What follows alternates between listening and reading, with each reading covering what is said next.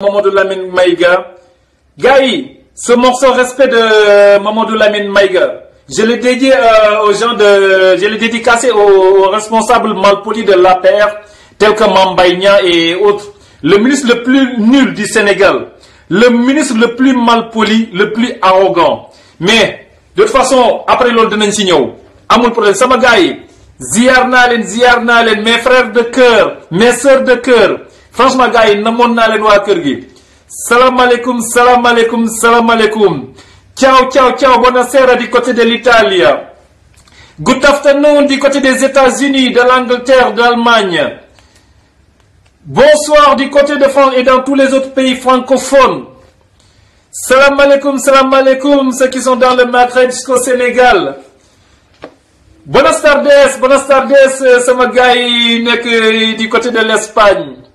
Bonsoir partout sama gars yi fépp fu Sénégal yi nekk sama gars yi comme dab waa kër gi gars yi dañ koy defee sama gars yi fépp fu Sénégal yi nekk fekk nañ ko fa rek sama gars yi ne ko jébbal loxo sama gars yi amuleen moroom yéen waa kër gi mes sœurs de cœur et mes frères de cœur les vrais patriotes et sama gars yi fii la. Bon sama gars yi on va commencer aujourd'hui comme vous l'avez vu sur l'annonce. Ñu commencer ak problème auto yi nga xamantene dañ ko interdire les voitures de moins de 8 ans nga xam dañ ko interdire Sénégal ba pare sama gars yi bay ay auto yoo xamantene c'est plus d'une quarantaine d'années ñooy daw ñoo nekk en circulation au Sénégal te gars yi ma yaakaar ne en toute sincérité yéen ñëpp ñi nekk partout en Occident xam ngeen ne auto bu am 10 ans la en Europe auto bu am 10 ans en Europe auto bu bees tàq la yéen ñëpp xam ngeen bu baax fu may waxee fii auto bu am 10 ans gars yi auto bu bees tàq la mënuñu comprendre en toute sincérité gars yi gouvernement Sénégal bon de toute façon ça duñ ci condamner Macky Sall rek parce que commencé wul ci moom rek mais xam nañu lan moo waral loolu yëpp mais de toute façon Macky Sall au moins moom dafa promettre ne bu yegsee au pouvoir dina ko yóbbu jusqu'à 10 ans mais jusqu'à présent moom de toute façon waxe Macky Sall moom jarul dóor sa doom parce que moom bu la diggee lu ñuul moom booy boo xaar lu weex wala lu xonq parce que tu verras jamais lu ñuul moom de toute façon kooku mooy Macky Sall bon ma ne donc de toute façon lillahi wa rasuli oto gayin oto war nañu dimbale émigré yi lillahi wa rasuli dimbale émigré parce que gars yi dëgg la ñun yëpp ñoo bokk Sénégal te gis ay accident yu bëri di xew Sénégal qu'on se dise la vérité xool leen oto yi daw Sénégal xool li ñuy tuddee ay car Ndiaga Ndiaye wala car rapide c'est car rapide yi ñu ngi ñëwoon Sénégal en 78 Ndiaga Ndiaye li ñuy wax Ndiaga Ndiaye les cars Mercedes là yooyu ñu ngi ñëwoon Sénégal dans les années 80 pour te dire que c'est des véhicules yoo xamante ne depuis plus de 40 ans ñu ngi Sénégal dans la circulation léegi xoolee oto yooyu gars yi man mënoon naa comprendre ñu éliminer oto yooyu dans la circulation te permettre ay voitures de 15 ans ñu dugg si loolu moo gën a logique parce que quoi qu'on puisse dire oto bu am 15 ans xanaa moo gën gars yi oto boo xamante ne am na 60 ans parce que mënoo autoriser ay oto yu am 40 ans nekk circulation ba pare di interdire ay oto yu am 10 ans alors que oto bu am 10 ans oto bu bees teq la Sénégal oto bu am 10 ans même fii Europe oto bu bees la. Imagine, moi je ne peux pas comprendre en toute sincérité au nom de quoi. Sinon, parce que ñoom dañu war a comprendre benn affaire. Imaginez oto yi daw Sénégal par exemple li ñuy naan super yi car rapide yi ay barigo la gars yi di jël dagg barigo yooyu def ko mooy nekk kii oto bi mooy nekk carcasse oto bi. Imaginez gars yi ay xottu barigo nga bëgg ci teg moteur. Gars yi loolu qu'on se dise la vérité loolu ban sécurité la am loolu amul benn sécurité est-ce qu'en toute sincérité ñi yore affaire état bi est-ce qu'en toute sincérité ñoom ils se soucient un tout petit peu de la vie des Sénégalais oto bu ci def accident xoolal choc bi lu mu neew oto bu ci dal fenn choc bi lu mu neew il faut qu'il y ait des morts parce que oto bi day tas parce que nekkatul tool lépp ay xottu bërigo la wala ay xottu zinc ñuy tappal loolu sama gars yi qu'on se dise la vérité oto mënul durer plus de 40 ans mën na ko sax à condition que mu doon daw ci mu nekk ci ay loxo yu baax yoo xamante ne ay voiture particulière lay doon mais voiture de transport 40 ans quoi qu'on puisse dire gars yi oto bu amee 40 ans oto boobu waratul daw en circulation surtout koo xam suñu tali yi ni ñu meloon ñuy remercier au passage Abdoulaye Wade parce que vraiment changé nañu lu bëri ba ñu am léegi ay routes yu baax mais mënuma comprendre ñuy interdit ay oto yoo xamante ne moins de 8 ans ne du dugg Sénégal ba pare bàyyi ay oto yoo xam ne am na plus de 40 ans ñu nekk dans la circulation dinañ jeexal Sénégal yi oto yi. sinon parce que ñu jéem a au moins man li ma état bi au moins mu jéem a dimbale immigré ci benn condition léegi ñoom dañu bëgg nga indi Sénégal oto bu bees te oto bu bees soo ko indee gars yi li ñu lay fay ko dédouanement bi mënuloo ko fay fan la nit ñi di jël xaalis boobu que les gens pensent un tout petit peu qu'ils pensent un tout petit peu ay ci néew di doole yi nañu xalaat un tout petit peu néew di doole yi ñi nga xam ne amuñu moyen jënd oto bu bees yaa ngi dégg fii émigré amul benn moyen bu dul jënd oto deuxième main te bu jëndee oto deuxième main bu ñëwee dédouanement bi parfois ñu laaj la ci dédouanement loo xam ne moo ëpp fuuf li ngay jëndee oto bi au final am na ñoo xam ne da ngay yóbbu sa oto ba port da nga fay mujjee perte oto mbaa nga jaay ko prix boo xamante ne parce que am na ñoo xam ne loolu rek la ñu fay xaar nga jaay ko un prix dérisoire boo xamante ne du ko jar après parce que ku miin Europe ñi nekk Occident wala Amérique ak fu ñu mën a nekk ñi nekk en Occident xam ngeen bu baax ne ku yàgg Occident gars yi ak transport bi Sénégal sax déjà ku am tuuti moyen mënoo fréquenter transport bi am Sénégal parce que transport vraiment c'est tout loolu moom ñëpp a xam ne vraiment transport bi Sénégal gars yi wax dëgg yàlla c'est tout sauf transport en commun qu'on se dise la vérité les transports en commun ku am ñi feex tuuti Sénégal la mënuñ ko jël et xool leen rek gis man je ne parle même pas des cars et des bus mais xool leen rek déjà ce qu'on appelle des taxis au Sénégal taxi yoo xam ne yow boo ci toogee yaa ngi jàkkaarloog suuf si wala nga jàkkaarloog asamaan boo ci duggee ci yére bu weex balaa nga yéegi fi nga jëm sa yére yàqu qu'on se dise la vérité donc bu fekkente ni ñi dugg nekk Sénégal di fa dund feex tuuti ñoom ñoo mënatul fréquenter transport yi en commun yi Sénégal assurément immigré boo xamante ne plus de 10 ans 15 ans 20 ans mu ngi en Occident qu'on se dise la vérité ngeen ñu di état bi mu jéem a dimbale au moins les immigrés def comme état marocain bi ni ñu def parce que marocain yi c'est vrai ñoom parce que oto ñoom mënoo fa dugal oto bu am je pense moins de 3 ans ñoom c'est-à-dire oto bu bees tax lañ lay exiger mais au moins allégé nañu dimbale nañ benn côté tous les immigrés marocains parce que état marocain lan la def ñoo boo nekkee marocain nekk à l'étranger am nga droit andi benn oto sa premier oto bi ngay andi quel que soit l'année am nga droit andi ko dugal ko changer papier yi te doo ci fay 1 centime lu tax état wu Sénégal mënul dimbale émigré yi lillahi wa rasuli au moins ñu may ñu émigré bu ne mu mun a dugal benn oto bañ ci fay benn dédouanement dem changer papier yi au moins émigré bu ne mun a am oto këram en tout sincèrement c'est juste proposition boo xam ne ñun dañuy solliciter Macky Sall di ko ñaan si c'est possible ñu may émigré bu nekk mu dugal benn oto bañ ci fay dara quel que soit l'âge mu dugal ko au moins pour que nit ku émigré bu nekk mën a am oto boo xam ne Sénégal bu fa demee am lu muy xel di doxee ay soxlam parce que boo nekkee fii par exemple 1 an 2 ans dem Sénégal par exemple peut-être ñenn yi Dakar lañ am seen kër mais peut-être ñu nga jógee kaw ga ñii peut-être ay Touba Toul ñii peut-être ginnaaw Kaolack biir Saloum ñii ay côté Ndar tu vois am na ñoo xamante ne même jusqu'à Casamance Kolda Tamba partout fépp ay dëkk yépp am léegi ay immigré boo bëggee def navette yooyu te amuloo sa oto bopp day xaw a métti donc état bi lii laay war a sul dañ leen di ñaan suñu mënoon a dimbale si côté boobu man mbir la moo xamante ne vraiment dañ ma koy solliciter pour les immigrés ñu dimbale leen si loolu dimbale immigré bu nekk mu dugal benn oto quel que soit l'âge bañ ko di duwaan léegi nag boo ñu la mayee nga dugal benn oto beneen oto boo dugalati ok ñu commencé la fayeeku ñu commencé la taxer dédouanement loolu mën nañ ko comprendre mais mënuñu permettre sax nga am droit dugal benn oto au moins benn oto nga bàyyi ko sa kër boo xamante ne da ngay ñëw doo see fay dara loolu mën nañ mais lii yëpp société française yi ñoom ñoo ñu koy teg parce que ñoom bañ commencé am ay seen monopole Sénégal boobu lañ commencé interdit affaire oto naan oto ay 5 ans ay 8 ans mais dafa métti parce que maliens yi loi boobu amul Mali amul Gambie amul Mauritanie amul Guinée pratiquement dans la sous-région amul Côte d'Ivoire dans la sous-région Sénégal rek la am pourquoi seulement au Sénégal donc lillahi wa rasuli nañu dimbale si côté boobu suñu mënee vraiment état bi mën a dimbale nit ñi si émigré yi ñu may kenn ku nekk au moins mu dugal benn oto sa premier oto ñu ne la doo ci fay dara defaral la kayit yi beneen boo dugalee ci nag nga fay ci su boobaa vraiment dinañ jàppale émigré yi émigré bu ne mun a am oto biir këram boo xamante ne dina ci mën di dox ay soxlaam di ci mën di dimbale waa koñ ji di ci mën di dimbale waa këram.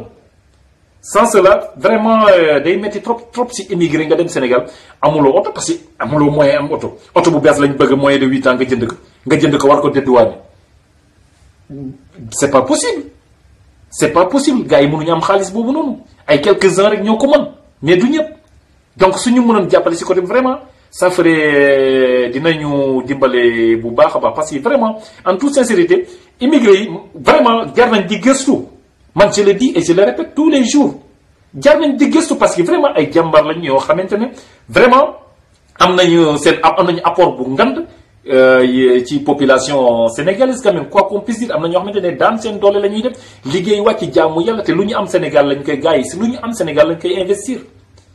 donc vraiment comme ñoom aussi ñu ngi def loolu yëpp pour seen patrie vraiment aussi la patrie waroon na am un minimum de reconnaissance vis-à-vis d'eux.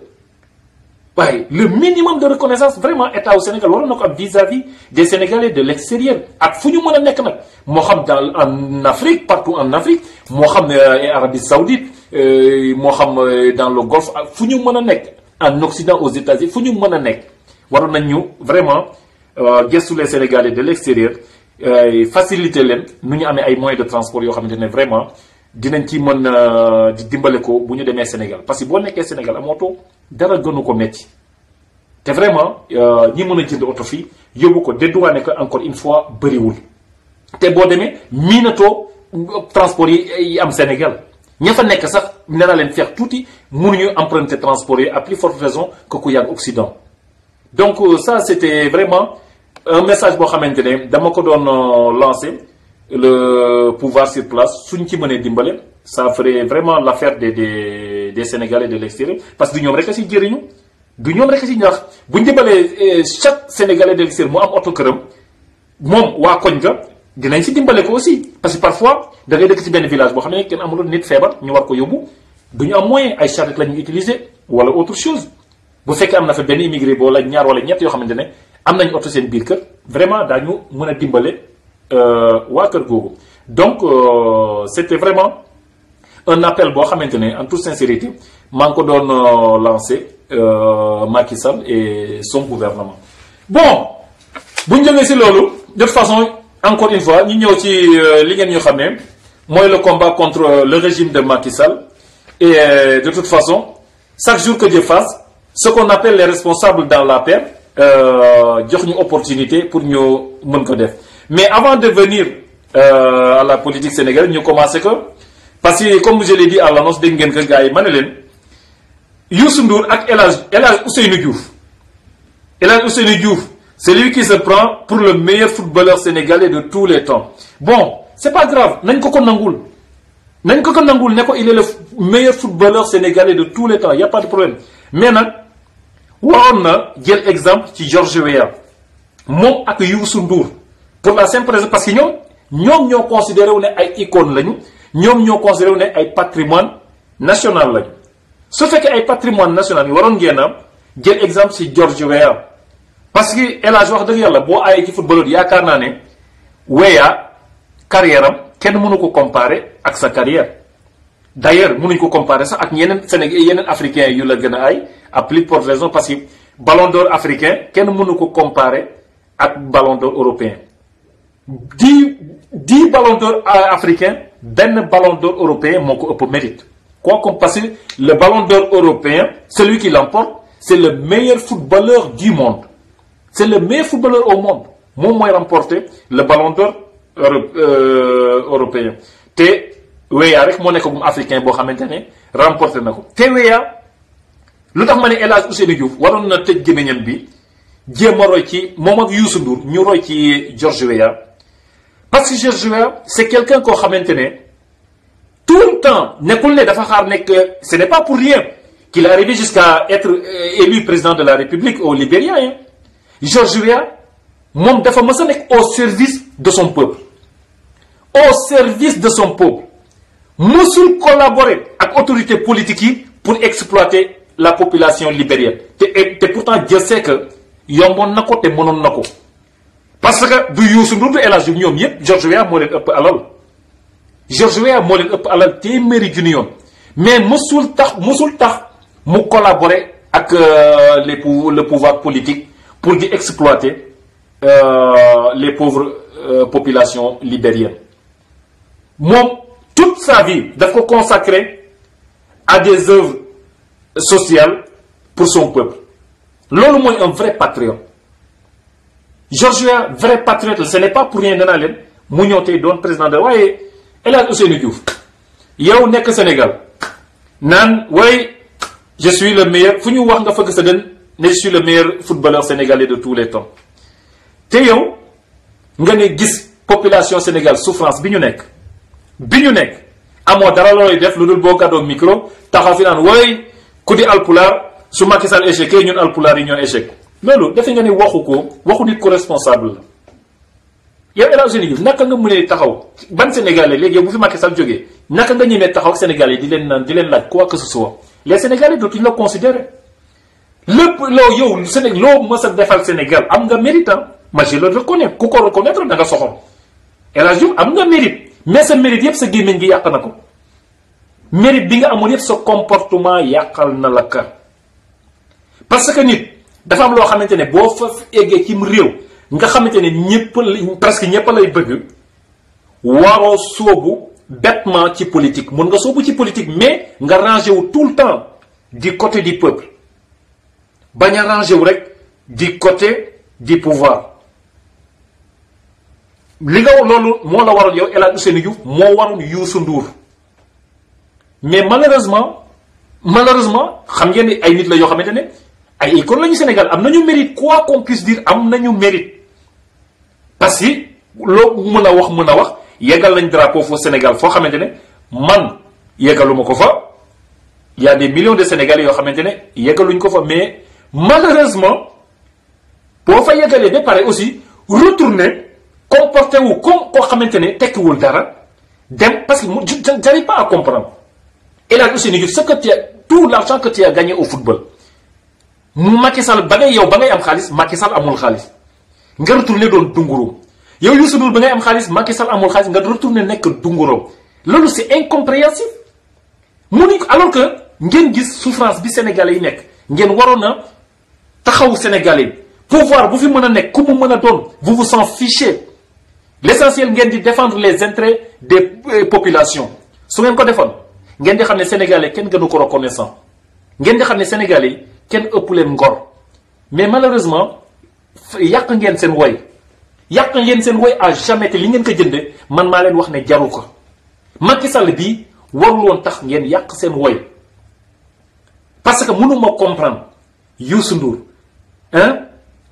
Ndour en toute sincérité yow ba ngay am xaalis kenn xamul kuy Macky Sall ba ma la déggee ngay fête sa milliard sa premier milliard parce que booba man maa ngi école primaire booba kenn xamul Macky Sall naka nga mën a retourner doon surga Macky Sall man dama xamul fan la en toute sincérité fan la seen jom ak seen ngor fan la nekk fan yow El Hadji Ousseynou Diouf ku football au haut niveau ku mën a dem ba signer Liverpool football ak ku xam les salaires des footballeurs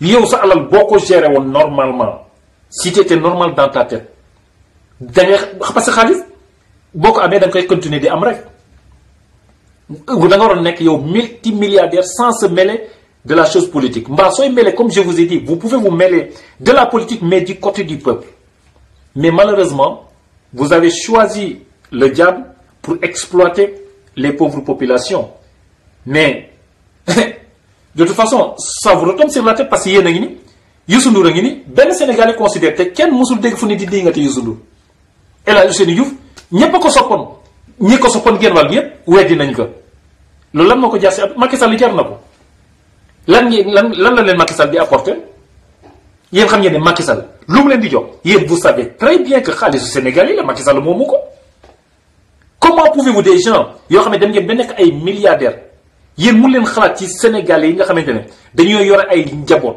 am ay doom yu ndaw di xëy suba ba ngoon jot mënuñu am 1000 francs seen kër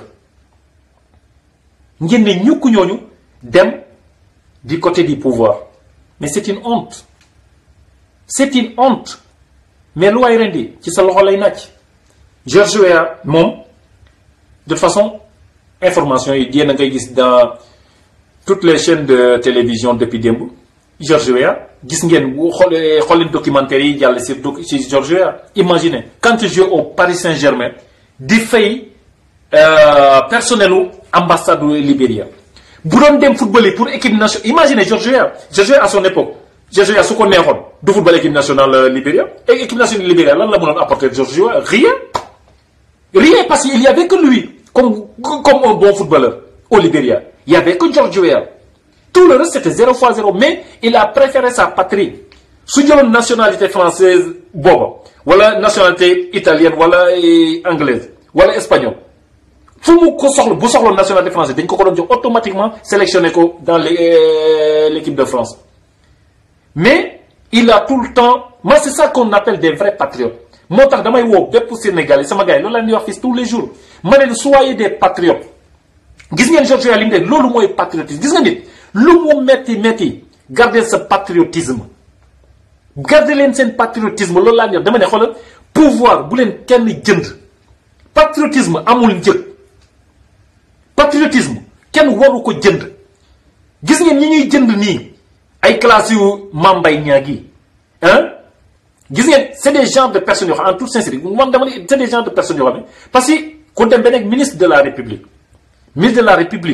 nekk ministre du tourisme yow xamuloo sax tu sais même pas les pays membres de l'UEMOA xam nga ces genres de en toute sincérité xam ngeen ne nit ku nul foofu la mën a yem il n'a que l'insulte à la bouche mais c'est normal parce que gis nga gars yi gis nga xoolal nit boo amul argument su amul argument munoo di lu dul ay saaga ngay parce que yow George Weah ban université la génne pourtant waa Libéria ngi ne le dem fal ko président de la République bu ñu mënee fal président George Weah yow amuleen dara lu ngeen di def di ñu tympaniser avec ay diplômes Idrissa Seck on s'en fiche éperdument des diplômes d'Idrissa Seck ou de Khalifa Sall ou de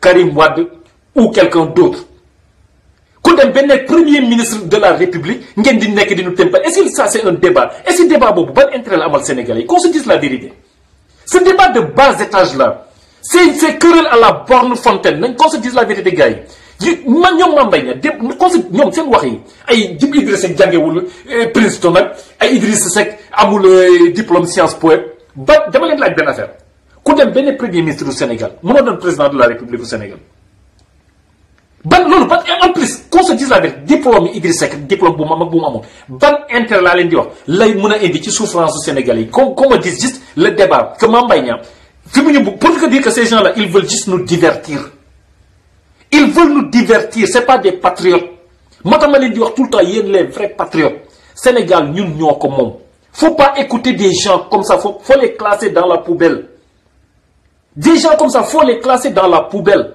Le Sénégal nous appartient, c'est notre pays. Nous sommes des patriotes. Soyez des patriotes comme George Weah. Gisal yoral aduna l'équipe bi mais rangé wul tout le temps ci côté fi nga xam ne dëgg bi fa la féetee. George Weah lu mu am tey loolu moo ko may mais ba mu nekkee ci digg doole nekk ci donkaa sigam am lépp bu ko neexoon jël nationalité européenne su ko neexoon bañoon na football yi équipe nationale Libéria mais George Weah bu doon dem mooy dagal boppam biir. Imaginez c'est ça qui m'énerve avec les petits footballeurs sénégalais yi nga xam ne xamuñu gat ba pare suñ dikkee ñu fayal leen avion fayal leen hôtel te du ñu demee coupe du monde ak ay coupe d'Afrique du ñu fa indi lu dul gàcce ba pare di ñaan ay terre rek ay billets d'avion ay lu ma xamul ils nous emmerdent ces petits footballeurs là vous m'excusez gars yi parce que kenn xamuma sax di wax di génne kii alors que George Weah fii la nekkoon gars yi xoolal nekk le meilleur footballeur au monde dem Libéria ba la nga xam ne xamuñu dara ci football bu fa George Weah demoon ay soudeur la ñuy dem jëlee ay mécaniciens ay chauffeurs collectionner équipe nationale mais George Weah garder sa patrie garder sa dignité jël fayal boppam billet d'avion dem fayal équipe nationale avion suñu footballeur ba pare moom mooy fay joueurs yi moom mooy fay staff bi mooy fay fédération bi parce que tout le monde sait que au Libéria temps yi ay guerre civile la ko doon déchiré il y avait rien là-bas depuis le temps de Samuel Doe il y avait rien là-bas mais George Weah loolu mooy un vrai man loolu laa di wax gars yi gis nga nit loo ma gis nga patriotisme amul prix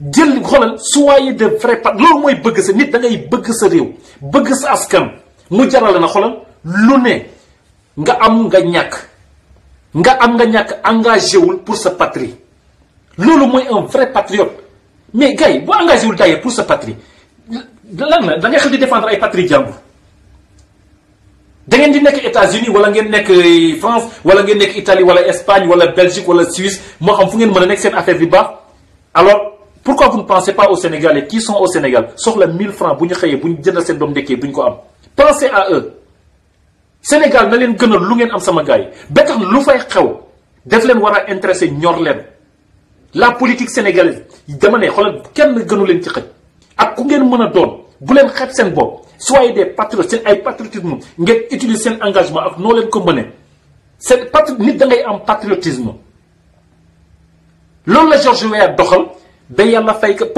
les libérés de toute façon nit ñi defuñu kuy patriote Sénégal fi ne nii Sénégal yi ñëpp nañ ubbi seen bët xool politiciens yi xool Sénégal yi kuy patriote xam ngeen ne kuy patriote ku dul patriote ñëpp ñuy rangé wu nii ci côté Macky Sall amuñu benn patriotisme Sénégal ñoru leen yéen Sénégalais yi ñoru leen essayez de comprendre ça s'il vous plaît essayez de comprendre ça mettez ça dans vos têtes ku Sénégal ñor tey ak souffrance beeg injustice bi Macky Sall di doxal Sénégal doo dem nga rangé wu ci moom da ngay rangé wu quelle que soit sa situation nga rangé wu du côté du peuple parce que yàlla gëmul nelewul dëgg ku ci nekk billaahi wal tôt ou tard ku nekk ci dëgg tôt ou tard xoolal yàlla dina la woon ne dëgg mooy njëkk te mooy mujj n'ayez pas peur bu leen rangé wu du côté du pouvoir bu leen soutenir un traître de la République soutenez le Sénégal soutenez l'intérêt supérieur du Sénégal chaque jour loolu laa leen di wax soutenez l'intérêt de la nation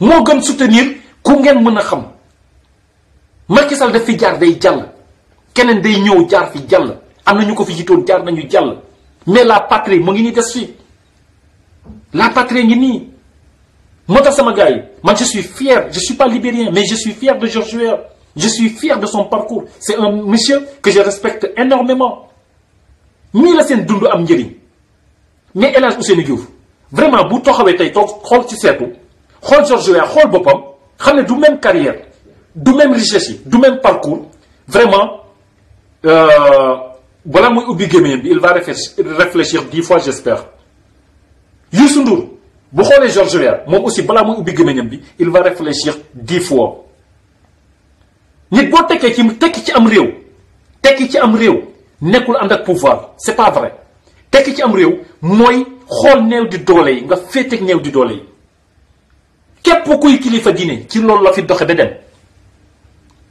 képp kuy borom barke bu ngeen di dégg si àdduna képp ku ngeen dégg mu am barke si loolu la doxal ci àdduna ba dem kuy yonent yi seen bopp loolu lañ doxal ba dem képp kuy nitu yàlla ci loolu la mës a doxal ba dem del tout le temps del nangu féete ak ñi les pauvres mais bu fekkente ne alors yow ku yore pouvoir rek moom ngay àndal doo ko wax dëgg ah lu mu def ngeen ne gonga fu mu jaar ngeen tàcc ko kañ la Sénégal di changer dara du mën a changer day tax ku ñëw it du changer parce que ñun Sénégal ñooy def loolu soo yoree tuuti rek demal si koñ boo mën a dëkk nag nga xool ña fa yor tuuti ñoom la ñuy gën a considérer que ni ñu yoru loolu du yëfu nit ku gëm yàlla nit boo gëmee yàlla bul àndal ak nit ci xoolal ci parce que doomi aadama la comme yow bul xool ñàkkam bul xool amam su la yàlla booleeg nit ki nu mu mën a mel jàppee ko yàlla moo la boole ak moom mais bu fekkente ne Sénégal gi dem xool naa la ku am xaalis doo fa fen loo wax dëgg la loo def dëgg la kenn boo amee daraja kenn du la diinga loo def baax na loo def dëgg la parce que nit ñi mais dans ça ana yàlla dans tout ça bu ñu demee ba fen bëgg a mën dëgg ci am réew qu'on se dise la vérité parce que loolu mooy fen moo mën dëgg parce que Sénégal nee naa la traîtres yi la ñoom ñoo gën a am baat ñi nga xam ne ay vrais patriotes yu engagé wu les traîtres de la République ñoom ñoo gën a am baat ñi nga xam ne Sénégal ak Sénégal yi rek ñoo leen ñor parce que ñoo yore pouvoir ñoo yore xaalis ñoom ñoo gën a am baat nit ñi mais c'est grave mais loolu population sénégalaise ci boppam ñoom ñoo war a ubbi seen xel xool kuy jóg ngir seen njëriñ ñoom wala ku jug ngir njëriñu boppam ak ay famille am. Il est temps gars yi on est en 2018 il est temps Sénégal yi ubbi seen bopp yi jéem a yeewu nga koo jàkkaarloo ci télé bi muy wax muy ministre muy président muy député ak lu mu mën a doon ubbil say bët nga xool ndax kii lii muy wax ndax diggante ak yàlla moo tax muy wax. qu'on se dise la vérité ban nga ay taxaw ni Idrissa Seck amul diplôme bi bu ko amul te doon premier ministre du Sénégal alors amul mérite. Qu'est-ce que cela veut dire ku nekk premier ministre mën nga doon président de la République il est où le problème est-ce que Georges Weah dafa jàng ci benn université ban école la Georges Weah jàng mais ku bëgg sa réew yéen ñii may waxal yéen ñii gars yi yéen góor ak jigéen yéen ñëpp ku ci ne mën nga jiite Sénégal ça je vous le dis dugal leen loolu seen bopp yi bu leen kenn ne ku dugg génnul ci université bi wala ku génnul fële munu c'est pas vrai c'est un faux débat c'est pour divertir les gens Lula l'ex-président brésilien gars il est sorti de l'informel il était un commerçant moom moo gën a réformer Brésil moo gën a avancer économie Brésil que yeneen chef d'état brésilien yi fa jaar te génne ci ay universités yu mag la preuve état bi Sénégal tollu lu ko ñan ñoo ko fa teg ñi ko fa teg yow xool ku ci nekkul ingénieur ci avocat nga wala leen ci école yu mag lañ jóge je ne parle même pas du Sénégal je parle de l'Afrique ba Afrique nekkee Afrique ak léegi suñ ko bàyyi woon ak béykat yi ak soudeurs yi ak mécaniciens yi ba tey Sénégal Afrique développé na mais lu indi ñi jàng école di nax nit ñi génn ci ay universités yu mag ñoo ñëw di leen di nax ñoom te ñoom ay sous-préfet tubaab yi lañu ay sous-préfet France lañu Afrique ñoru leen ñoom intérêt tubaab yi intérêt occidentaux yi moo leen ñor nous devons refuser cela nañ leen défendre suñu patrie Sénégal ñun ñoo ko moom gars yi nañu Sénégal gënal na leen Sénégal gënal lépp lu ngeen am bu leen ci kenn dindi bu leen kenn ni jàngu leen bu leen kenn li yooyu amoo pas c'est pas vrai amul benn école boo xamante ne day former ministre wala école buy former président de la République amul ça n'existe nulle part dans le monde ku bëgg sa réew comme Georges Weah mën nga jiite sa réew l'essentiel xam ngeen essentiel bi yëpp lan la mooy bëgg sa askan gëm sa askan ku bëgg sa askan fonk sa réew lu patriotisme soo amee si tu es plein de patriotisme mën nga occuper poste bu nekk sa biir réew Georges Weah génnul ci benn école la génnul ci benn école mu ngi nii nekk président de la République te maax leen ko benn affaire may leen ko 1 an ngeen xool dina dépasser Macky Sall bii di ingénieur dina dépasser Macky Sall parce que Macky Sall moom lu ko dépasser kenn ku ne ci yéen ñi bu ñu ko dénkoon Sénégal moom mooy gën a doxal jub Macky Sall alors il est où lan la diplôme yi di jëri ci jiiteem réew c'est pas vrai ku am patriotisme mën nga jiite am réew donc moo tax sama gars yi ma leen di ñaan lillahi wa rasuli man ci loolu foofu laa leen di invité et am leen patriotisme bu ku ngeen dégg naa leen ku ngeen jàkkal muy wax ak yéen gënut leen a nekk nit ay nit njaay ngeen ku leen jàppee dof gars yi jàppee leen ko dof ak lu mu mën a doon laa leen wax ku leen jàppee dof jàppee leen ko dof bëgg leen l'essentiel seen réew loolu mooy l'essentiel bi ayez du patriotisme te am patriotisme encore mooy nga engagé wu pour sa réew nga engagé wu pour la population les souffrances les injustices que subissent la population sénégalaise loolu mooy patriotisme man ci loolu laa leen di woo qu'on s'en fiche de kuy doon président de la République ñun li ñu ñor mooy dañuy xam di combattre képp koo xam ne da ngay indi injustice vis-à-vis des Sénégalais des pauvres Sénégalais ñun dañuy xel di taxaw di ko dénoncer parce que sunum réew la ñoo moom Sénégal Macky Sall moomu ko Massamba moomu ko Mademba moomu ko ñun ñëpp ñoo yem Sénégal donc dañuy xel di xeex suñu patrie bi xoolal lu ñu ci góobe gàrk barke alxuraan karim man damay xel di défendre la patrie sénégalaise lu fa dul yoon ma dénoncé ko ak ku mu mën a jóge ma dénoncé ko lu ma si góobe je prends mes responsabilités volontiers kenn poussé ma je l'ai pris mes responsabilités volontiers te gars yi man loolu laa di ci yéen ñi yëpp de toute façon yéen a ma gën a sax engagé wu yéen ñi yëpp yéen a ma gën a engagé wu waaw xam naa bu baax Sénégal xam naa ne ay vrai patriote ngeen la preuve de toute façon su ma fi ñëwee toog mag yéen ñoo fiy nekk ba ñu bañuy ci tendoo donc amu leen morom yéen a ngi béy seen war te loolu la man foofu laa ngi gis ngeen fenk kal noonu foofu la xeex leen pour seen réew xeex leen pour seen patrie déjà li ngeen di def muy lu wees ñi nekk extérieur di liggéey yéen a ngi xeex pour seen patrie yéen a ngi liggéey di ko yónnee Sénégal yéen a ngi xeex pour seen patrie ñi nekk Sénégal aussi di góorgóorlu ñu ngi xeex pour seen patrie ak fu ñu nit sénégalais mën a nekk di góorgóorlu pour sa réew yaa ngi xeex pour sa patrie mais teg leen ko foofu mais bu leen nangu ay manipulation pouvoir bu leen nangu des gens nuls comme les Mame Mbaye Niang et consorts comme des traîtres comme les Talla Sylla et consorts bu leen déglu ñooñu xam ngeen ne Sénégal ñoru leen wax naa leen ko encore une fois billahi yéen a leen gën fuuf pour Sénégal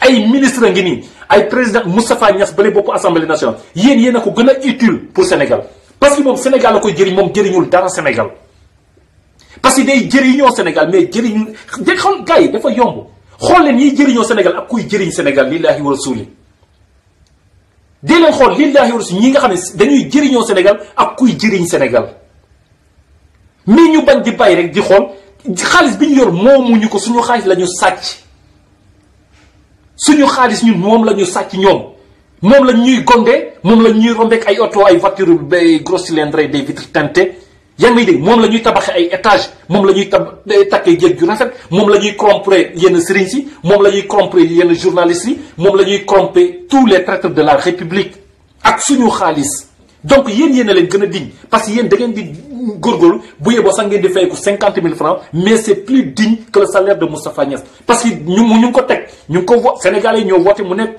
député ñoo nekk président assemblée nationale ba pare nekk fa di doxal lu dul dëgg du yoon loo xam ne dëppwul benn yoon ak loi parce que ñëpp a xam ne levé immunité parlementaire bu Khalifa Sall bi yéen a gën a xam yéen ñëpp ne du dëgg du yoon ak ñi ñu fi levé seen immunité parlementaire depuis Macky Sall ni tegu ci pouvoir yéen a gën a xam ne du dëgg du yoon la preuve ñoom ay fen la ñuy servir suba ba ngoon Mimi Touré ngi ni taxaw naan la traque des supposés biens mal acquis ñoom kii nañ ci recouvrer nañ ci 200 milliards Mimi Touré bu waxee 200 milliards gouvernement bi ne 180 milliards Massamba ni man déjà ñoom ci seen bopp sax déjà pour preuve que fen la ñuy servir suba ba ngoon jot te di tëdd ci suñu alal pour te dire que yéen a leen gën a diñ yéen a leen gën a diñ sama gars yi donc sama gars yi fi ngeen ko jàpp foofu la garder leen seen patriotisme en deux mains bu leen kenn corrompre bu leen kenn xoolal bu dara tax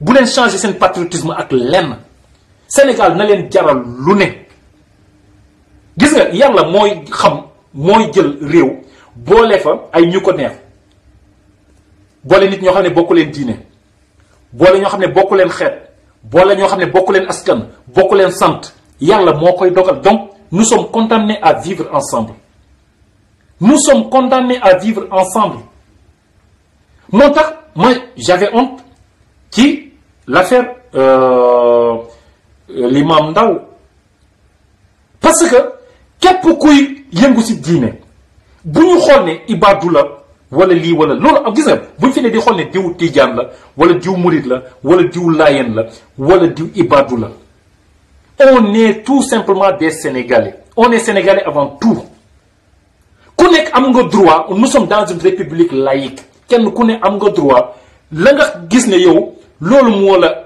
soog nga engagé wu ci loolu ku nekk am nga droit li la nga xam ne loolu yow gis nga ne loolu yow daal mooy li la doy mais am nga droit dem ci ku bëgg a doon ibaadu demal doon ibaadu ku bëgg a doon murid demal doon murid ku bëgg a doon tijaan demal doon tijaan où est le problème mais nous sommes des Sénégalais le plus important mooy que nous sommes des Sénégalais gis ngeen après tout bàmmeel ku dee yàllaa fa nekk sa jëf moo la fay fekk ku dee sa jëf moo lay wëlu sa biir bàmmeel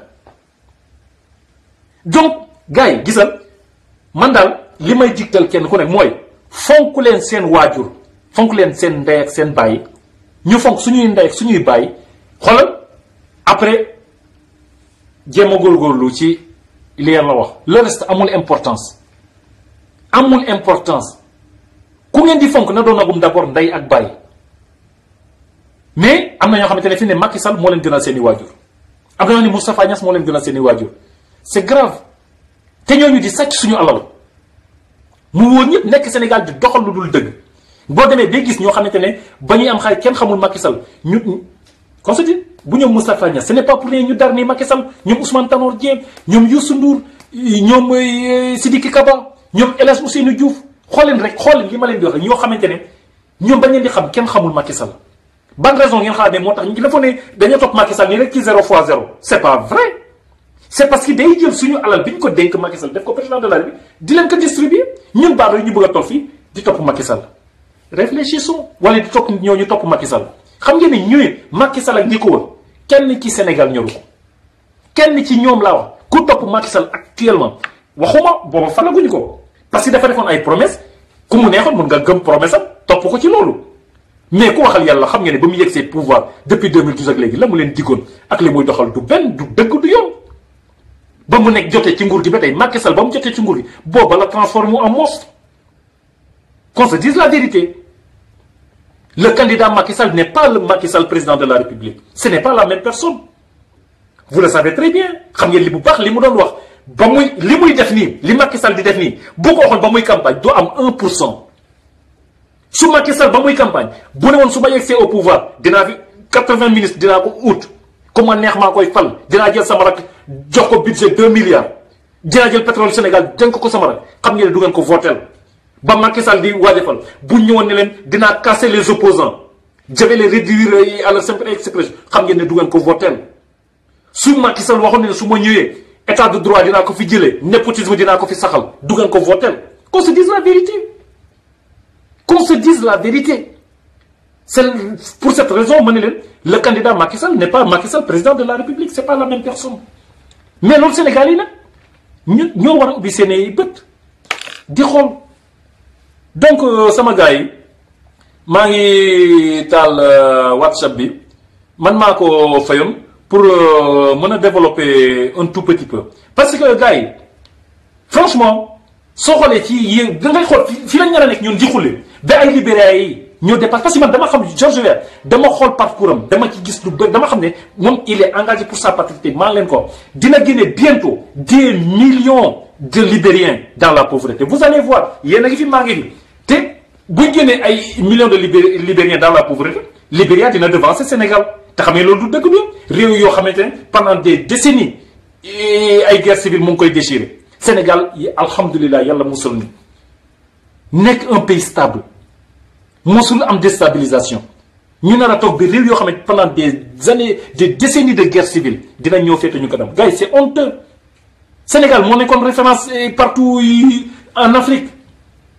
loolu mooy dëgg mais malheureusement ces politiciens véreux les traîtres de la République ñoo fi nekk accaparer réew mi duñu wax dëgg duñ dox dëgg duñ def dëgg mais bien aidés aussi par de pauvres Sénégalais moi c'est ça que j'arrive pas à comprendre comment un pauvre Sénégalais peut cautionner le pouvoir man mënuma ko comprendre en toute sincérité parce que man loolu daf may xaw a jaaxal donc gars yi activé naa WhatsApp bi waaw activé naa WhatsApp bi sama gars yi maa ngi gis gars yi di ko réclamer depuis tout à l'heure maa ngi jégalu c'était juste pour développer un tout petit peu moo taxoon ma kii mais c'est activé maintenant donc voilà en gros sur mon dos loolu mooy débat bi tey sama gars yi vraiment man daal patriotisme sama gars yi man daal ci loolu laa leen di woo engagez-vous pour le pays engagez-vous pour la République Sénégal jar na ko bul toog ne bul déglu koy naan Sénégal yi jaruñu ngay def lii bu leen nangu loolu bu leen ko nangu ku la ne Sénégal yi jaruñu ko ne ko Sénégal jar na ko def ko pour Sénégal sa patrie kuy engagé wu sa patrie moo tax ngay engagé bul déglu ku la ne waaye Sénégal yi jaruñu lii parce que Sénégal yi bu leen ko déglu parce que loolu suñ ko defee ñun ñëpp dara du changer buñ bëggee toog rek tur ñu naan la waaye Sénégal yi jaruñu rien ne changera te loolu affaire du pouvoir bi lay defar te ñun buñ dul dénoncer pouvoir du ma sa changer keneen ku ñëw it da ngay naan Sénégal yi loo leen teg ñu ne gongo nañ leen ko bañ ba tëddee ci suuf il est temps te tey la ñu mën a taxaw défendre suñu patrie loolu mooy dëgg donc sama gars yi yéen waa kër gi encore une fois loolu mooy sujet yi tey il faut que ñu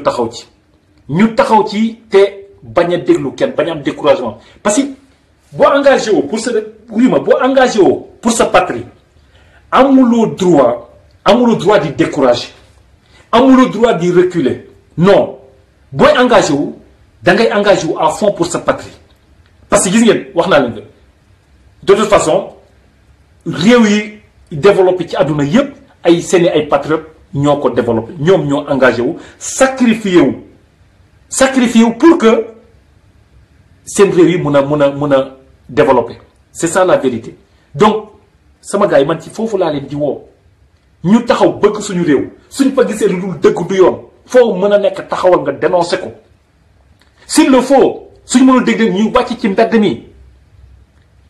mbedd mi di jaamarloo ak nguur gi xamale ne ñun dañ koy def pour suñu patrie wàcc ci mbedd mi jaamarloo nguur gi nekkul ñëw di taal pneu non nekkul di lakk ay station wala di lakk di vandaliser ay commerce jàmbur non wàcc ci mbedd mi marche pacifiquement dénoncer les injustices du pouvoir loolu la ñuy woo Sénégal loolu yépp ci patriotisme la bokk mais tant que loolu amul tant que amuñu patriotisme tant que jóguñu taxaw pour suñu réew de toute façon encore une fois li ñuy jooy du mës a changer mooy que Macky Sall day jël pouvoir ngeen ko dénk pouvoir bi nga xam ne Sénégalais yi ñoo ko uniquement dañ ko dénk mais xol dañ lay fal Sénégal nga dem ba mel ni yow buur nga wala yaa moom réew may leen ma jël kii si ligne bi s'il vous plaît di woote depuis Espagne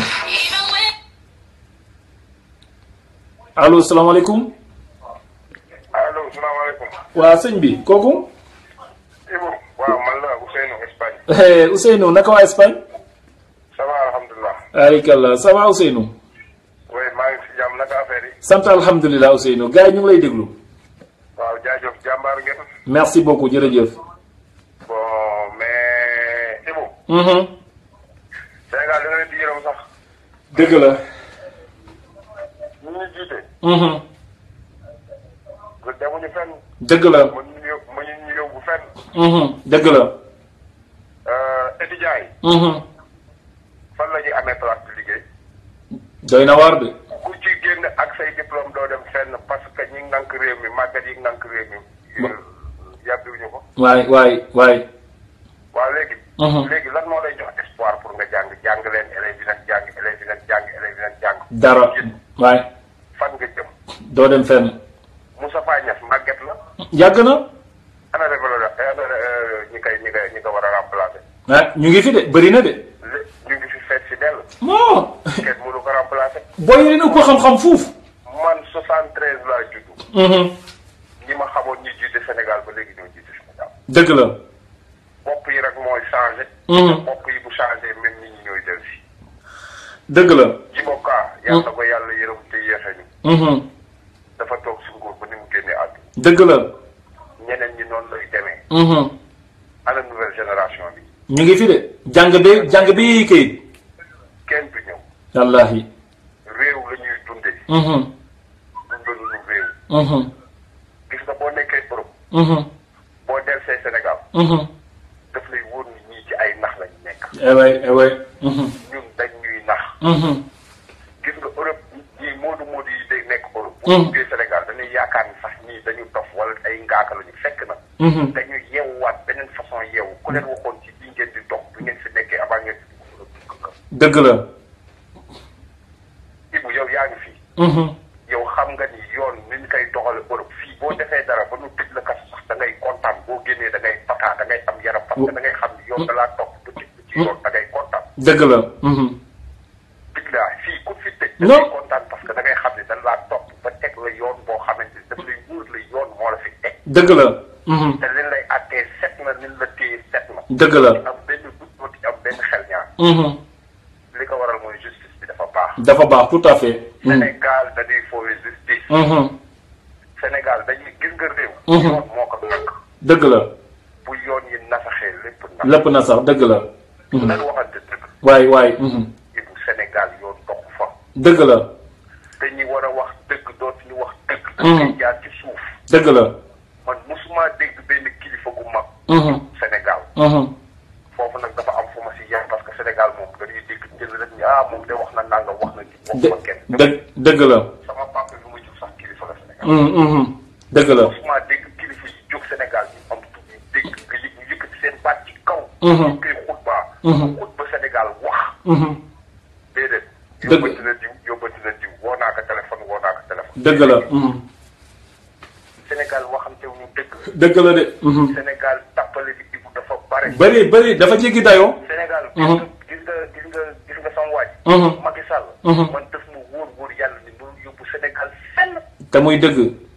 mais gars yi dañ ko dar. mel na ay jàmm. wallaahi. lu ko neex lay def. ne woon naa la taayee ni la Sénégal. Macky Sall xam na fu muy jaar Sénégalais yi. dëgg la. avant muy ñëw pouvoir. parce que xam na ni Sénégalais gëmul dara coow rek. dëgg la. lu mu coow ñaari fan. ñetti fan mu bàyyi ko. c'est vrai mu lekk. li ko waral pauvreté bi moo bare. dëgg la. dëgg ci mbedd mi di ñaxtu. buñ ko defee ñetti fan kàddu yu bëri la ñuy fande. tout à fait. xam na loolu. muy def loolu. dëgg la. Sénégal billaahi Macky Sall dana ko gérer di ko gérer si noonu ba dem yoonam. waay. ndaxte Sénégal. dëkk la boo xamante ni lu ñu jiital. yàlla baax na. bu ko liggéey yàlla dañ nu àtte. waay bu ko liggéey nangam lu waaye def sa bopp. gis nga yooyu ñu gëm noonu. yooyu ñu gëm noonu. tardeel nit boo bokkee ci mbir. da nga siy jóg nga wane si sa bopp. dëgg la. li nga bokk ak nit ñi fa sa ñëpp yam fa. li nga moomal sa bopp bu la neexee nga téye ko te ñun Sénégal ñun ñëpp ñoo fa bokk yam. dëgg la.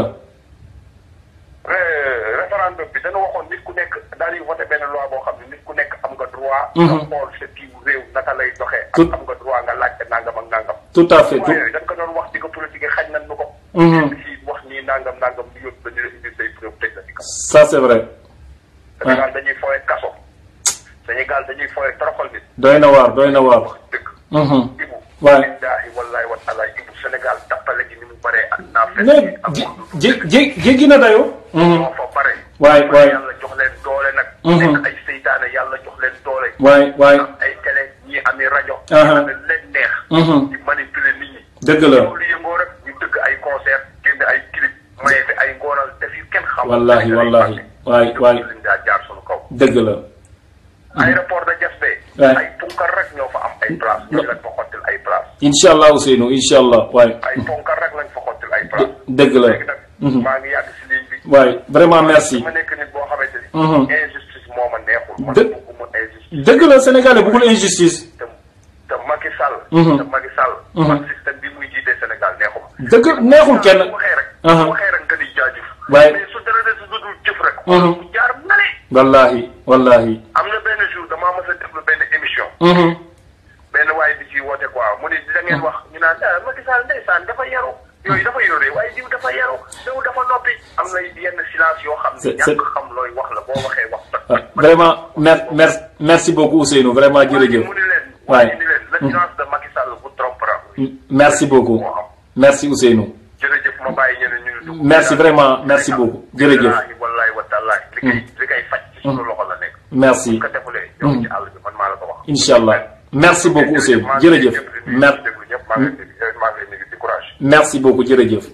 ok ñu ngi remercier kooku di Ousseynou doon wootee tout à l'heure depuis Espagne merci intervention bi am na solo c'est vrai Sénégal loolu dëgg bu wër la parce que Sénégal le problème bi metti Sénégal mooy loo wax ñu ne ndogalu yàlla Sénégal lépp ndogalu yàlla c'est incroyable da ngay gis dañuy jóg te boole ci nag tayal goo xamante ne kenn mënu la wax nu mu toll dañuy jël sax xale boo xamante ne 5 ans la am à peine day doog a commencé mun wax di ko yónni ci ay boutique mbala dama dina bi xale bu ndaw di ko yónni ci ay boutique qu'on se dise la vérité di ko jox xaalis xale bi mën na jël xaalis bi sax ko woon na ko xale bi yàlla tere mën na génn dajeeg oto wala charrette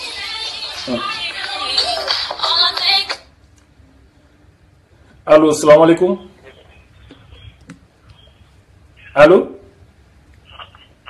allo salaamaaleykum. salaamaaleykum mon frère. oui. Badiane Babacar. Babacar Badiane ça va Babacar. mon frère ñu ngi ziar lu bëri. merci Babacar. di rafetlu vraiment sa taxawaay. merci beaucoup.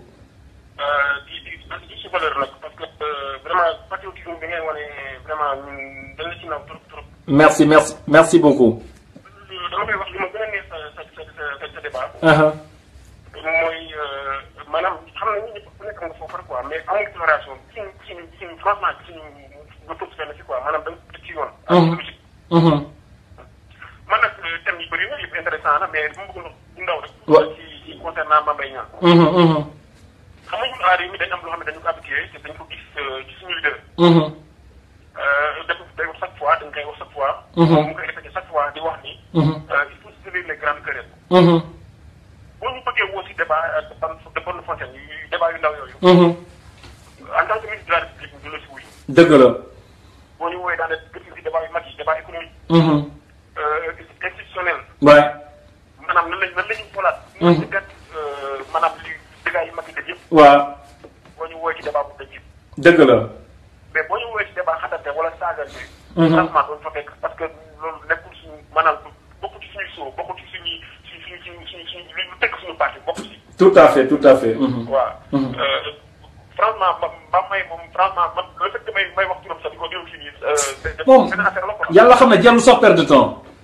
voilà. ñun daal. dañu am cap objectif la ñu am. incha allah. ñu cap boobu fas yéene nañ 2019 ñu yóbbu sa waay tout à fait. fekkee moo gën ci Sénégal yi. tout à fait. le travail qu'on abat sur le terrain le travail que nous leaders abat sur le terrain. daf leen ragal loo daf leen tiit loo moo tax ñu tiit. di jëndaxee. dëgg la. waaw mais bu dee comme débat bi bu ñu woo. waaw. parce que am ñu jot. tout à fait waay. waay. loolu rek laa am lu ma bëggoon wax mais. vraiment. yàlla dogal quoi mais sama chaque fois damay insister.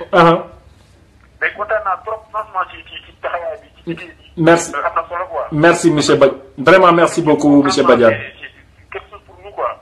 merci beaucoup. fierté nga pour ñun jeune parti bi yëpp. ay fierté nga si ñun quoi. vraiment merci beaucoup merci c'est très gentil. vraiment merci beaucoup Babacar Badiane. di woote tout à l'heure en France pardon vraiment am na solo intervention aussi jërëjëf.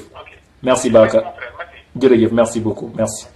ok comme ni ma leen ko waxee tout à l'heure Sénégal problème bi mooy wax naa leen ko lu jóg rek ñu wekk ko yàlla lépp ndogalu yàlla la Sénégal lépp ndogalu yàlla tayel mën a yónni pour ñoom parce que Sénégal moom seen problème mooy pour ñoom xale amul droit Sénégal loolu la fa gën a garaaw kenn am xale amoo droit nga yónni ko mu bañ pour ñoom xale loo ko sant rek daf ko war a jóg def comme si c'était xale esclave la wala xale mbaam la wala or que non xale nit la koo xamante ne dafay am ay sentiment am tempérament mun a kontaan comme mën a bég mën a sawar comme mën a tayal parce que après tout c'est un être humain il faut ngeen comprendre loolu mais Sénégal moom li ma leen wax rek lépp ndogalu yàlla la waaye Macky Sall buy tëj nit ñi lu dul yoon yàllaa ko dogal bu ko yàlla jeexalee mu jeex fan ngeen gis yàlla buy wàcc di génne président palais yàlla xam ngeen kañ la wàcc ak doomi aadama ba mu la sàkkee jox la xel ngay xalaat pattuloo gumbowoo laagowoo yàlla booba la wàccoo ak yow déjà bu nekkee loolu kay dafa yomb parce que àdduna li baax ak li bon ñëpp xam nañ ko léegi nekkal ci sa lu la neex ba pare ne soo demee dem àjjana bu neexee yàlla àjjana ngay dem loolu kay dafa yomb wala nga seen otoraay di ñëw nga dem góolu ko naan su ko yàlla dogalul du ma dee ndogalu yàlla dafa am ndogalu doomu aadama am c'est ça la vérité te gis ngeen ñun Afrique loolu moo ñu tardeel lépp dañ ko bëgg a wekk si yàlla c'est pas possible yàlla may nañu xel may ñu doole donc ñun ñoo war a utiliser suñu xel ak suñu doole au service de notre patrie loolu mooy tax ñu avancer luy changer Sénégal lu fa dul yoon li koy changer mooy sénégalais yi yàlla du ñëw changer lenn pour Macky Sall jóge fi foog sénégalais yi bul tayal jógal sol sa dàll dem jëli sa carte d'identité su voté jotee nga dem voter contre Macky Sall voilà là mën ngaa ne yàlla waaye mënuñu toog rek lépp bëgg ko kal ci yàlla déedéet ñun dafa am loo yàlla dafa wàcc ak ñun yàgg na ba mu ñu mayee wér-gu-yaram rek may ñu xel booba la wàccoo ak ñun li des ñun ñoo koy defal suñu bopp ñun ñoo koy defal suñu bopp dafa yomb bu nawet kay na jot nit ñi dem di ruuj yow ruujoo mu taw nit ñi dem di jiw yow demoo jiw ba heure deqi jot wala heure ngóob nga xool ndax di nga góob wala di nga deqi gars yi bu ñu naxantee nañ leen am pas-pas ci suñu réew mi nañ leen jóg am volonté suñu réew mi xam ñiy wax pour Sénégal ak ñiy wax pour seen poche. salaamaaleykum. maaleykum salaam. sister Assa Konté. waaw ba ma wàññi kii bi wala. non garaaw ñu ngi lay dégg de leer na de. ah d'accord. waay man li ma bëgg wax mooy da nga laal point bu am important. merci. muy point bi mooy lan point bu am important bi mooy point bi mooy lan. mooy xale. gis nga ba ci éducation. fo base bi xale. dañ ko bàyyi mu fo. parce que ci pays yi parce que man damay liggéey ci loolu quoi. la centre de vie aux familles. dëgg la. le problème est que xale dafa am importance. mooy da koy bàyyi mu fo même ba ci daara yi. il faut xale yi ñu leen bàyyi tuuti ñu fo. waay c'est vrai. jàng neex na baax na mais jàng dafa am âge. waay. nit ñi loolu lañ xamoon. mooy xale bu amee 1 an. 2 ans 3 ans. da nga ko war a bàyyi fi lépp ci fo boobu muy fo joué yi nga koy jënd. bu ciy joué. ci loolu ngay koy jàngale. dëgg xelam muy xam. dëgg la. li koy xamal ni lii la sa lettre sa tur fii la commencé. fii la yem. lii mooy lii mooy lii. dëgg la bu desee benn dessin. defee benn dessiné nga ne ko lii lan la. ma des fois mën na def benn trait sax ne la lii benn kii la xar la. mais ci loolu. fexeel ba mu wax la xar bi lu tax mu nekk xar. temps ci loolu ngay xamee. xale bi capacité am. waaw intelligence am. mais frigo boo laalee xale warul laal frigo. télé boo ko taalee déedéet heure bi war a koo taal. waay. xale booy kii déedéet xale yu mujjee am. lekk bu amee déedéet xale bi yow bul laal ndawal bi. catastrophe Afrique waxuma Sénégal mais Sénégal. lépp c'est privé. waay. moo tax boo seetloo Sénégal yi bu ñu ñëwee fii daal ci pays yi. am nañu intelligent nanu nag. mais am na côté boo xam dañ cee xaw a nekk débile. waay. tardé. dana am blocage ñun ñëpp la nag. dëgg la. am blocage. waay aux autres pays. africains. parce que ni leen yarale mooy freedom. dëgg la. yar dafa am importance. tout à fait yar gi ñu yar dafa ëpp. waay. dafa ëpp na nga ko waxante te dëgg. non ñun Assa. ñëpp bokk benn éducation mais dafa ëpp. mais Assa ñoom ni ñu yare Sénégal loolu du yar de torture la. merci te ci yar boobu nan def ba mu am blocage Sénégal yi am blocage bu ñu moo tax. n'importe quoi ci lan la muy mën xastante rek. waay. ay teesante. ñàkk fayda yoo xam ne yeneen pays yi dañ koo avant dañ koo. dépassé dañ ko dépassé. waay. dugg ci ay domaine lu jàmbur kii lu muy def kii lan lay kii mais. bu tardé rek. waay. moo tax domaine boobu ñu ci duggee dama kontaan quoi parce que domaine boobu il faut ñu koy wax à haute voix. tout à fait man fi ma ne damay collecté ay jeux. pour yóbbu ko ci sunu daara bi nekk foofu. Thiès. pour xale yi commencé bi ci fo. bu ñu jàngee fan ñu war a fo. ay gano doon ko war a jël dawal ko. waay ci biir daara yi. parce que yëpp dafa bokk ci seen intelligence. tout à fait ci seen yeewu. ci seen culture ci seen yar. dëgg la parce que xale bu fowul màggee dina fo. dëgg la tout à fait. oui. allez naa la bàyyi nag Ibou. vraiment jël kii bu baax. merci parce que domaine bi nga dugg moom am importance donc vraiment. merci allez, bon courage. merci beaucoup merci Allez, sister bye. vraiment merci jërëjëf merci. di remercier aussi bu baax a baax kooku di sister Assa Konté moom aussi vraiment ku am engagement la vrai patriote la ñu ngi koy remercier bu baax a baax. et tout à fait encore une fois ni ma leen ko waxee dëgg la njaboot dañ koy yar doom dañ koy yar ça c'est te loolu kenn waxu ko mais malheureusement Sénégal li ñuy def torture la mooy que xale amul benn droit xale amul benn droit te li ma ci gën a métti ñoom xale bi dañuy bëgg pour te dire que surtout nag xale yu jigéen yi léegi ku ñu jur moom man yërëm naa la parce que dañoo paresseuse ba nga xam ne du ñëpp nag ngeen baal ma parce que bëgguma sama jigéen yi foog ne ñoom yëpp laa ci bon am na ñoo wax du ñëpp ñoom xale yi dañ leen di xatal si kër gi bëgg nañu xale bi du lundi au vendredi mu dem jàngi école française le week-end mu war a noppaleku ñu dugal ñu dem yóbbu ko muy jàngi école arabe c'est pas possible. léegi ban jour lay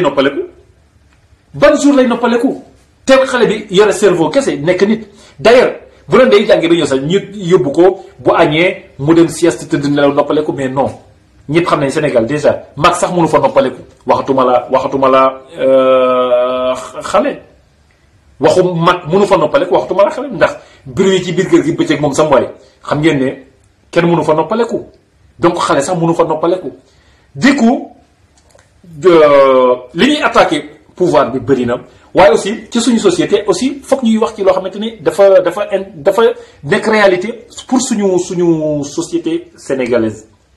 parce que xale aussi ci ndaw lañ koy formaté parce que bu ngeen gisee la preuve su ngeen gisee ay mag yu mel ni ay ñoom Mame Mbaye Niang existé su ay mag yu mel ni ñoom Mame Mbaye Niang yi existé nga xam te xoolal benn munoo génne ci sa gémmiñ loo xam ne nit mun na la déglu looy wax koo xam ne dem nga beneen ministre imagine nga dem beneen ministre de la république yow soo wax yëpp teesante la soo wax yëpp xastante la soo wax yëpp saagawaate la te buñ la laajee buñ la posé benn question ci loo xamante ne intérêt réew mi la munoo joxe benn réponse bu concrète loolu qu'on se dise la vérité après ñooñu naka nga mën a imaginer naka la ñoom da ngay naan ñi ci yan famille lañ yaroo ak ñii naka lañ yaroo te dafa bëri ay mag ñu mel noonu xaw leen mag ñi nekk ci biir politique imaginer en toute sincérité ñi nekk ay mag te li ma gën a naqari man li ma ci naqari mooy li ñu di woy ay kilifa man loolu mooy baat boobu mooy li ma gën a naqari ay mag yoo xamante ne ñu ngi seen i béjaaw yore ay poste de responsabilité Sénégal ñu leen di woote ay kilifa te xoolal seen wax yëpp saaga la seen wax yëpp xaste la seen wax xool leen rek les responsables ñi naan responsable APR xool leen rek jël leen Mame Mbaye Niang jël leen Farba Ngom jël leen Moustapha Cissé Lo jël leen Yakham Mbaye jël leen Suzanne Camara jël leen Youssou Touré jël leen Mimi Touré ko boo leen toppee fii di lim ba suba doo fi jóge am ku la ciy wax la muy wax soit day fen soit day xaste soit day saaga mais gars yi qu'on se dise la vérité am réew naka la mën a avancer avec des gens comme ça au cœur de l'État naka lañ mën a jëlee des gens comme ça ñoom ñu nekk naka la ñun Sénégalais nag est-ce en toute sincérité avec tout ce que le Sénégal regorge comme des têtes pleines des têtes bien faites naka lañ en toute sincérité ñu mën a am ces genres de personnes là ñuy décider ci suñu destinée pays gars yi Sénégal mënul en toute sincérité Sénégal mënul nekk lu dul ci état bi mu nekk mënul nekk ci état lu dul ci état bi mu nekk qu'on se dise la vérité naka ngeen mën a imaginer qu'on se dise la vérité Youssou Touré am ay poste de responsabilité ak Mame Mbaye Niang Ousmane Sonko ñu di ko écarter ci les intérêts ñu di ko écarter ci les postes de décision pour notre pays qu'on se dise la vérité quelqu'un comme Ousmane Sonko ñu ne ko yow dañu lay dàq administration Sénégal imagine bu ko Sénégal yi voté loon def ko député moom amul benn droit amul benn décision bu mu te pourtant ku waxal yàlla xam ne ku am xam-xam la ñu di ko écarter qu'on se dise la vérité naka la quelqu'un comme Moustapha Niasse mun a nekk à la tête de l'Assemblée nationale sénégalaise di def maateyam nga jël quelqu'un comme Khalifa Sall jàpp ne ko ràpp ci kaso qu'on se dise la vérité est-ce que loolu mën na avancer lam réew est-ce que loolu mën na avancer lam réew ko naka ngeen mën a xalaatee sama gars yi quelqu'un comme Suzanne Camara di am ay poste wala quelqu'un comme Thérèse Faye Diouf di am ay poste de responsabilité Sénégal ñuy jël des gens comme Karim Wade di leen tëj di leen exilé qu'on se dise la vérité comment yéen nag qu'on se dise en toute sincérité quelqu'un comme Idrissa Seck nit ñi di ko dénigrer ay des gens comme Macky Sall di nekk président de la République au Sénégal où va ce naka ngeen bëggee Sénégal changer qu'on se dise la vérité ñu ngi bàyyi les têtes pleines les têtes bien faites des gens yoo xamante ne ils ont toutes les capacités nécessaires pour faire avancer le Sénégal Sénégalais yi ne ñoom amuñ ci ñoom ñooñu confiance ngeen di déglu ñii les plus nuls de la vie politique sénégalaise taxaw di dénigrer ñooñu ngeen di ko cautionner buggu leen avancement Sénégal buggu leen avancement parce que bu ñu buggee avancement Sénégal gars yi ma ne les meilleurs